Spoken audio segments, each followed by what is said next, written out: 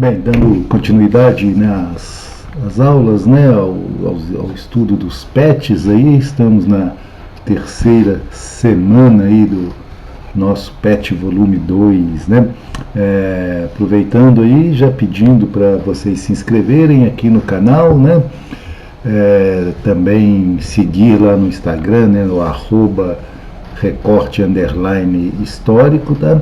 E aqui, né, se inscrever aí no canal para ter, ativar o sininho, né, para ter notificações aí de quando surgirem aí, quando forem postadas novas aulas, tá? Aproveito também pedir desculpa, porque aqui em frente à minha casa aqui está tendo uma obra e pode aí, no meio da aula aí, aparecer alguns sons, né, referentes a essa obra aí, tá? Então, me desculpem, né, são coisas que fogem ao nosso controle. Essa semana do PET, né, essa terceira semana do PET, o eixo temático, né, continua aquele mundo moderno, colonização e relações étnico-culturais, né, de 1500 a 1808, tá? 1808, por que 1808? É o ano em que a família real, né, que a gente está estudando aí, a vinda da família real para o Brasil, né, quando eles saem de Portugal e vêm morar aqui no Brasil. A transferência, né, o tema, né, a transferência da corte portuguesa para o Brasil. O tema aqui, ó, entender os impactos políticos provocados pela transferência da corte portuguesa para o Brasil. A gente já falou a respeito desse assunto, já falamos bastante a respeito desse assunto, né? Até mesmo o nosso PET aí nem traz agora, assim, de imediato, nenhum tipo de explicação. As explicações elas vão ocorrer conforme vai haver algum tipo, alguma pergunta, né, ou algum texto para determinadas perguntas que estão aí no PET. Tem uma breve apresentação, né? Vamos entender como a permanência da corte no Rio de Janeiro, 1808 a 1821, foi fundamental no processo que levou à proclamação da independência em 1828. Tá? Então a gente tem que observar a permanência da corte no Rio de Janeiro não apenas como um fato isolado, né? A família real veio para o Brasil, ficou no Brasil, foi embora do Brasil. Não é só isso, né? Tem vários aspectos aí que devem ser analisados, né? Tem um contexto muito importante para a história do Brasil, essa vinda da família real. Ela vai, entre outras coisas, ajudar na modernização da colônia, né? Ela vai, através dessa vinda da família e da ida da família embora para Portugal, vai levar o Brasil à sua proclamação da independência, né? Veja que a corte portuguesa vai embora em 1821 e um ano depois, 1822, o Brasil torna-se independente de Portugal. Então, esse contexto, né, da família real viver aqui no Brasil, ele leva, né, a colônia a buscar uma independência de Portugal. Então, vem as atividades, né, e são nas atividades que nós temos aí algumas explicações a respeito aí, né, para que a gente possa entender, né, as transformações que ocorreram com a vinda da família real. Assim que a corte portuguesa deixou Lisboa, né, em 1807, rumo ao Brasil, Portugal passou a ser governado por um conselho de regência, liderado pelo Marechal Beresford, né, lá em inglês. A guerra entre Portugal e França iniciou-se em solo português, e só em 1808 as tropas francesas foram vencidas pelos militares portugueses e ingleses e obrigadas a se retirar de Portugal. Beresford assume, então, o comando do exército português. Os principais postos militares de Portugal passaram a ser ocupados por ingleses, o que causou grande insatisfação entre os oficiais portugueses. Veja bem, olha só a situação. Em 1808, né, a família real chegou aqui no Brasil, né, saindo lá de Lisboa em 1807, né, e eles vão chegar aqui no Brasil em 1808. Contudo, nesse mesmo ano em que eles chegaram aqui no Brasil, os portugueses e os ingleses já conseguiram expulsar os franceses de solo português. Porém, a corte portuguesa permaneceu no Brasil por 13 anos. Né? Eles ficaram aqui 13 anos, mesmo os franceses já não estando ocupando mais o solo português. Tá? Então, olha lá, a guerra entre Portugal e França iniciou-se em solo português e só em 1808 as tropas francesas foram vencidas. Tá? Então, começa lá a guerra em 1808, né? Eles já conseguiram expulsar, porém os portugueses, né, a corte portuguesa opta por ficar aqui no Brasil.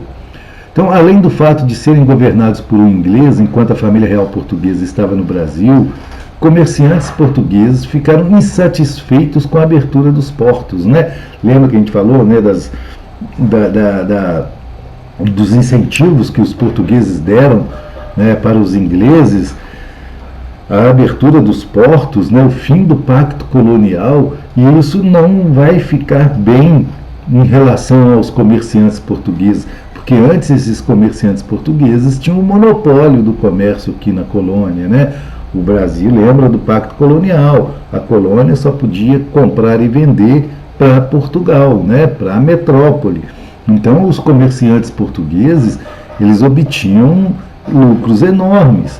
Tá? E com a abertura dos portos e com o privilégio, né, dado aos ingleses, com o pagamento de menores impostos, os comerciantes portugueses, eles ficam insatisfeitos, né, com essa medida tomada por Dom João, né, o Dom João VI, apenas 6 dias depois de desembarcar aqui no Brasil. Então, 6 dias depois que eles já estão aqui no Brasil, ele já decreta a abertura dos portos, né? E isso acaba decretando, né, o fim do pacto colonial e dos privilégios portugueses, e esses privilégios passam para as mãos dos comerciantes ingleses. A queda definitiva do Império de Napoleão Bonaparte só aconteceria em 18 de junho de 1815, após os franceses perderem a Batalha de Waterloo, lá na Bélgica, né, para tropas inglesas. Ao contrário do que imaginavam os portugueses residentes em Portugal, a família real portuguesa estava mais interessada em morar, né, em melhorar a cidade do Rio de Janeiro do que em voltar para Lisboa. Começam as pressões portuguesas para a volta. O príncipe regente Dom João responde transformando o Rio na capital do Império Colonial Português, com a assinatura, em 16 de dezembro de 1815, do decreto que levou o Brasil a Reino Unido, a Portugal e Algarves, né? Então a gente vê muito isso, né, que o Dom João, ele tinha um amor muito grande pelo Brasil, pela colônia brasileira, né?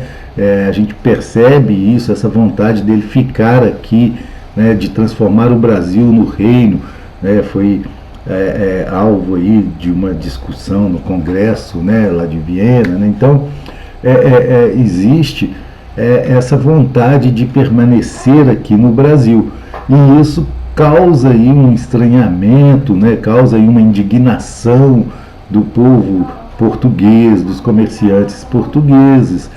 Então, após a morte da rainha de Portugal, Dona Maria, em 1816, o príncipe regente Dom João VI torna-se o rei, com o nome de Dom João VI. Em fevereiro de 1818 é coroado rei de Portugal, Brasil e Algarves.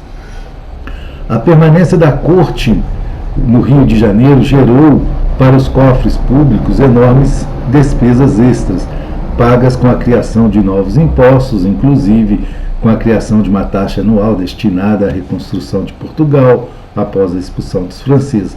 E essa cobrança de impostos, né, excessivos que existia aqui na colônia, Isso também vai causar aí certa indignação em algumas províncias, né? E isso vai gerar algumas revoltas aqui na colônia. E uma dessas revoltas é a Revolução Pernambucana de 1817, tá? Região que era produtora de açúcar, né? E estava obrigada a enviar altos valores, né, de capital como imposto, né, para reconstruir Portugal, para construir prédios e para abrigar novos órgãos do governo. O movimento se espalhou por Alagoas, Paraíba, Rio Grande do Norte e parte do Ceará, tendo sido republicano e separatista, né? Essas províncias, né, que se uniram a Pernambuco lutavam por uma proclamação da República, né, e por uma separação dessas províncias do Brasil. A elite agrária local estava extremamente insatisfeita com os prejuízos provocados pela seca de 1816, que provocaram a queda da produção. Somou-se a isso a queda dos preços do açúcar e do algodão no mercado internacional e a constante elevação dos preços dos escravizados, né? Então, vários fatores aí vão influenciar, né, a Revolução Pernambucana. Os revoltosos chegaram a organizar um governo próprio e convocaram uma Assembleia Constituinte. Entre eles havia divergências quanto à manutenção do trabalho escravo. Para dirimir, né, as divergências, o governo provisório proclamou a abolição lenta, regular e legal da escravidão. Então, dentro mesmo ali do grupo revolucionário, né, da Revolução de Pernambuco, né, a Revolução Pernambucana de 1817, havia uma grande divergência, né, sobre a escravidão. Talvez tenha sido um dos grandes motivos que ela não tenha alcançado êxito, né, porque havia essa divisão entre grupos que buscavam a libertação de escravos e outros grupos que queriam permanecer à mão de obra escrava. Chegaram aí talvez a um pequeno acordo que deveria haver abolição, mas a revolução acabou sendo reprimida, né, pelo governo. A repressão ao movimento foi organizada na Bahia, no Rio de Janeiro. Os rebeldes permaneceram no poder por 75 dias e 6 de março, né, a 19 de maio de 1817, quando finalmente foram derrotados, né, e houve aí a manutenção, né, da unidade territorial colonial brasileira. A primeira pergunta: como ficou Portugal enquanto a corte portuguesa permaneceu no Brasil, né? Então vamos responder aí, baseado nisso que nós falamos.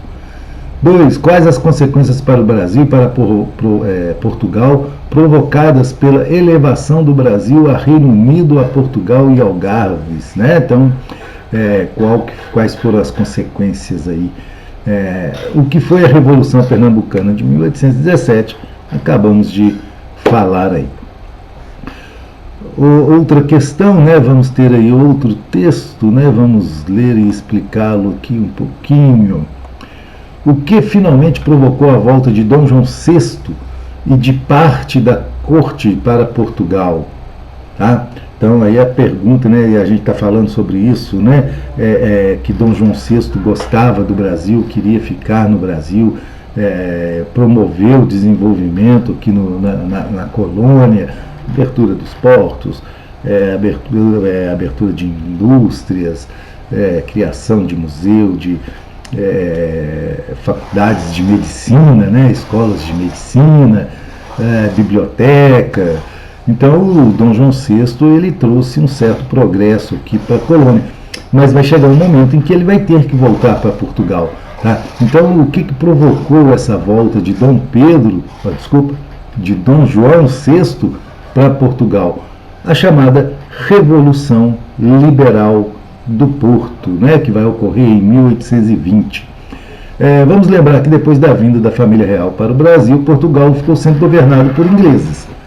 Tá? Então, em 1808, expulsam lá os franceses, né, do território português. Quem assume o governo de Portugal são os ingleses. Né? Nós já falamos mais cedo aqui na aula que o comandante inglês, né, os comandantes ingleses eram os comandantes do exército português. Então, quem comandava a política portuguesa nesse período aí que a família real esteve aqui no Brasil acabou ficando nas mãos dos ingleses, tá? E isso causava insatisfação entre os militares portugueses, nobres e grandes comerciantes haviam permanecido em Portugal, passaram a achar que esse país tornara-se secundário para a família real, né? Então havia aí essa insatisfação, né? Eles percebiam que a família real gostava do Brasil, né? Queria permanecer no Brasil, e eles, vamos falar aí, né? Tinham um certo ciúme dessa posição da família real, que achavam que a família real havia deixado Portugal era secundário em relação aos interesses da corte.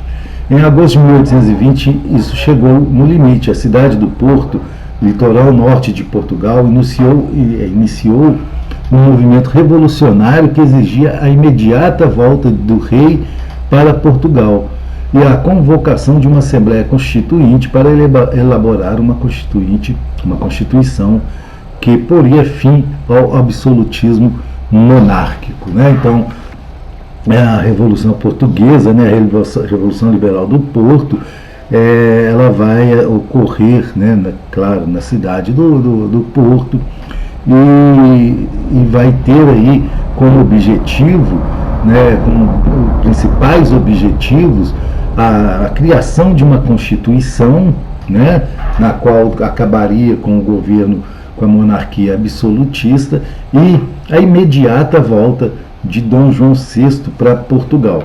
Com a aprovação da sociedade, formou-se um governo provisório que convocou as Cortes, primeiro parlamento português que seguiu o modelo do liberalismo político, convocado pelo povo e não pelo rei, e sem sistema de votação baseado na divisão da sociedade em estamentos, clero, nobreza e povo, para dar início à elaboração da Constituição. Então criou-se uma Assembleia Constituinte para se criar uma nova Constituição, né, para se criar uma Constituição para Portugal. Essa revolução, ao mesmo tempo, era contra o absolutismo monárquico, mas era a favor, né, da volta do Brasil à simples condição de colônia de Portugal.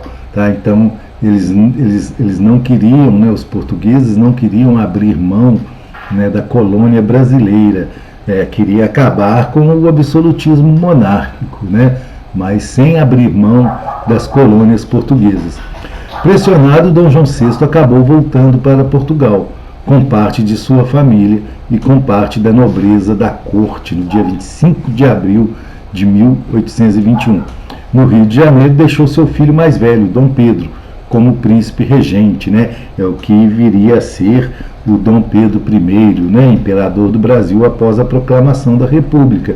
Então, Dom João VI volta para Portugal, mas deixa aqui na colônia, né, para não perder o vínculo, o seu filho, né, como príncipe regente, o Dom Pedro, que viria a ser Dom Pedro I.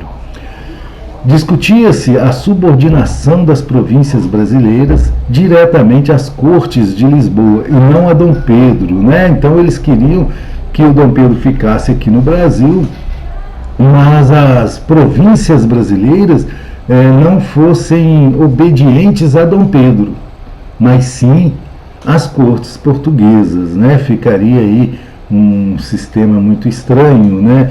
Onde o Brasil teria um príncipe regente, filho do imperador, né, filho do rei de Portugal. Contudo, tudo que ocorreria aqui na colônia deveria ser mediante observação e mediante autorização das cortes portuguesas e não do príncipe regente. As cortes passaram a exigir a volta também do príncipe regente para Portugal. Enquanto isso, no Rio de Janeiro, os homens da elite, nascidos no Brasil e em Portugal, beneficiados com as mudanças econômicas proporcionadas pela elevação do Brasil a reino, opunham-se à subordinação às cortes, né? É claro, não é isso? Os comerciantes, né? A elite que morava aqui na colônia, ela vai sentir o gostinho aí da liberdade, né? De ser o reino, né? Então, quando as cortes portuguesas exigem a volta de Dom Pedro também para Portugal, e a partir do momento em que há essa ideia, né, de recolonização do Brasil, né, o Brasil voltar a ser colônia, né, já que o Brasil era o reino, né, era reino português, né, era daqui que a família real tinha ficado 13 anos. Então ficava uma situação em que a elite, né, colonial, né, a elite aqui brasileira, ela já não queria mais se subordinar a Portugal. Tá? Já tinha sentido o gosto da independência. Então, a ameaça de recolonização contribuiu para que a classe política do Brasil, composta por homens ricos, percebesse que o caminho seria a ruptura definitiva com Portugal e se unisse a Dom Pedro para apoiá-lo, para ser o governante após a independência. Então, o que essa elite, né, que morava, né, a elite aqui brasileira, a elite do reino, né, no Brasil, eles aceitavam até mesmo a figura de Dom Pedro como sendo o imperador, mas queriam a proclamação da República, a proclamação da independência, né? Ou seja, não aceitavam a recolonização, contudo, em um arranjo, né, político, aceitariam a permanência de Dom Pedro como sendo o imperador do Brasil, mesmo Dom Pedro sendo filho lá do Dom João VI, imperador de Portugal. Então vai existir aí, né, um acordo, né, uma ideia, né, para que não houvesse, que não perdesse a ligação, totalmente a ligação entre Brasil e Portugal. O Dom Pedro vai ficar numa situação muito complicada, né, porque ele vai se tornar, né, imperador no Brasil, né, proclamar a independência do Brasil contra o seu pai, que era o rei de Portugal, e contra o seu país, que era Portugal, né? Dom Pedro é português, né? Então ele fica numa situação né, sem saber aí, né, qual a melhor opção. Mas o Dom João já havia falado com Dom Pedro, né, que se o Brasil tivesse que se tornar independente, que se tornasse pelas mãos de Dom Pedro, e não por algum louco, né, ou alguma pessoa da colônia. Então, no dia 9 de janeiro, com a insistência das cortes portuguesas em fazer com que o Dom Pedro voltasse para Portugal, ele vai receber um abaixo-assinado com 8.000 assinaturas pedindo que permanecesse no Brasil. Decidido a ficar, ordenou que nenhuma ordem vinda das cortes de Lisboa poderia ser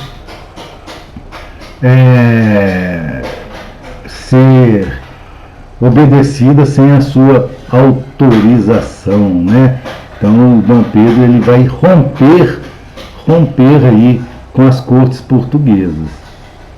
Em viagem para a província de São Paulo para obter apoio, quando estava com suas tropas às margens do riacho Ipiranga, Dom Pedro recebeu um comunicado por escrito das cortes de Lisboa, revogando os decretos do príncipe e exigindo seu imediato retorno para Portugal. Dom Pedro não viu outra saída a não ser a proclamação da independência, né? Então, quando as cortes portuguesas elas forçam a volta de Dom Pedro para Portugal, ele vai romper, né? Vai haver aí, né? Não vai haver outra solução que não seja a ruptura do Brasil com Portugal, né? A ruptura do Brasil politicamente de Portugal, né? Então não vai haver outra saída e a proclamação da República é feita no Brasil. A proclamação da independência né? Ela é feita no Brasil em 7 de setembro de 1822. Depois de guerras da independência, que duraram 3 anos, Portugal reconheceu a independência do Brasil em 1825, exigindo o pagamento de uma indenização no valor de 2 milhões de libras que Dom Pedro pediu emprestado a banqueiros ingleses. Então, depois de algumas guerras internas aqui no Brasil, onde que algumas províncias não aceitavam a situação de independência de Portugal, o Dom Pedro conseguiu vencer essas revoltas, essas disputas com essas províncias.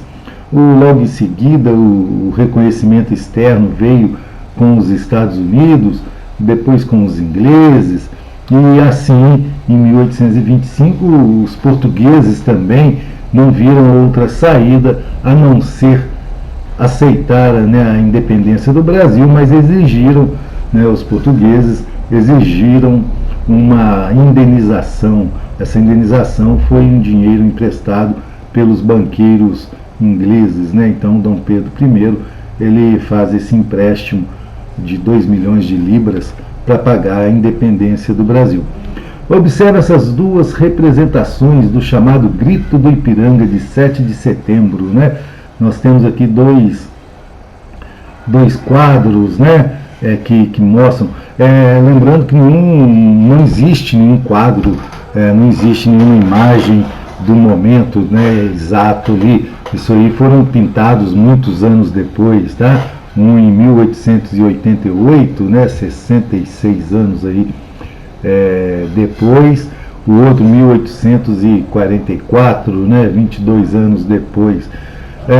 Todos dois aí mostram uma ideia, do que foi e não o que realmente aconteceu, tá? No primeiro ali nós temos Dom Pedro I ao centro, erguendo uma espada, ao lado dele ali, dá a impressão de que é uma guerra, mas não é guerra, tá? São as pessoas, os militares que acompanhavam Dom Pedro, uma pessoa do povo passando ali com um carro de boi, talvez nem sabendo o que estava acontecendo ali naquele momento. A de baixo já mostra aí uma participação popular, crianças, na realidade, a de baixo é mais ilusória ainda, porque a independência do Brasil não houve essa participação popular, o povo pouco sabia o que estava acontecendo, essas questões políticas, elas envolviam mais ali a elite nacional, talvez aí os militares também, mas a grande população, pouco se sabia a respeito do que ocorria na colônia. A primeira também, ele estava indo para São Paulo, talvez não estavam usando essas roupas, não tinha esse número grande de pessoas juntas, a Dom Pedro I. Então são quadros representativos, e que na realidade foram pintados muitos anos depois a pedido, de outras pessoas para que representassem aí a proclamação da República. O primeiro quadro é Pedro Américo, e o segundo François René, que pintou. Então, descreva no espaço abaixo uma comparação das duas imagens, levando em conta a ideia que cada artista quis retratar da figura de Dom Pedro, o primeiro aqui, o Dom Pedro, era uma figura imponente, militar, tinha aí um poder, demonstrava o poder. Na segunda, parecia dar a impressão de que o Dom Pedro era uma pessoa muito popular. Então, vocês vão descrever aí. É só essa questão. Assim a gente termina, a semana 3 do PET, do PET 2. Na próxima semana vamos estudar aí a parte complementar. Não esqueçam, inscrevam-se no canal, ativem o sininho para as notificações, dêem um joinha aí no vídeo, sigam a gente lá no Instagram, @_recorte_, histórico. Um abraço e até a próxima aula.